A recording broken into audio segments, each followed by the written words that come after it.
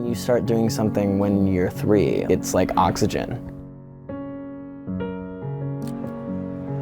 I'm Casey Likes. I'm with Service95, backstage at Heather's the Musical.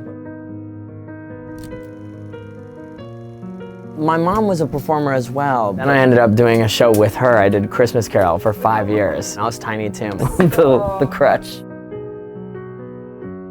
From the very beginning, I was like, well, I'm a performer.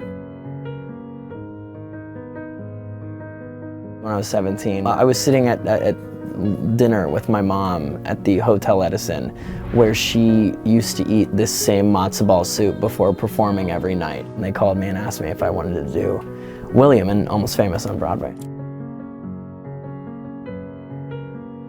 Of course, we were crying, both of us. It's like an unfathomable thing to be like given the dream that you thought would like be so far away, like so early, which is kind of what the character was going through in that show and that story. Every single role I take is different. Like I do a completely different process every time, and it just kind of depends on what the project needs. There's a piece of me in it, but also married with whatever the project requires of me. That's the only thing that's the same in my process. Everything else is change. I change it every time.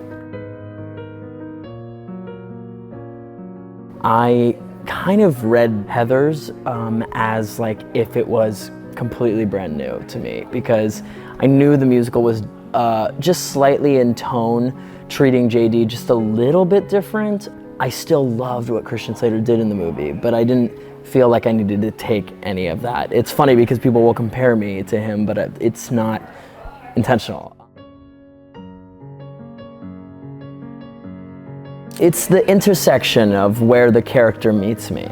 What do we agree on? What do we maybe not agree on, but where can I see your perspective? Like it's kind of like having the most insane political debate, especially with this character, because there's just so many things about him that are so questionable. It's like someone who always wanted to be like a Jonas brother, and like a bunch of people are screaming for you, and you don't exactly know if it's for you, but they love JD. I will say I do have to ignore it though. Like I have to like kind of like turn it off in my head and just kind of like be able to say, okay, we're all excited to be here. I'm as excited as you are. Well, maybe not as. I mean, there's some people who are screaming. But now let's drop in. Let's listen to the story and focus. I'm like, hey guys. That would be a very Heather's ending to it. Being able to show off the different colors of what I do has been the most exciting thing from coming to New York. I didn't realize it was just gonna feel like doing theater at home and being like, guys, I got this new role. I wanna show my friends what I'm doing.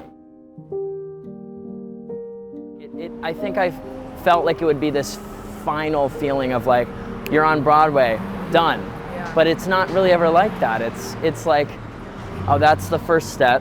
And now what's next, which sometimes makes me feel maybe I'm not appreciating it enough, but also like that's the world. Like there's so much to do, there's so much to experience.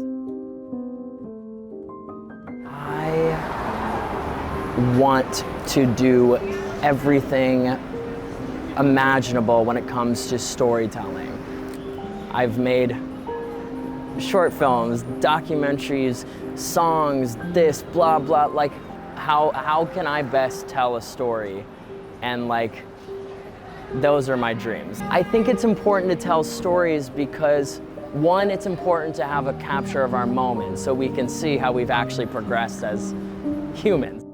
The smaller answer is like to remind us of who we are, to see ourselves reflected back in sometimes even the most niche of areas. I don't know. So maybe that's the answer.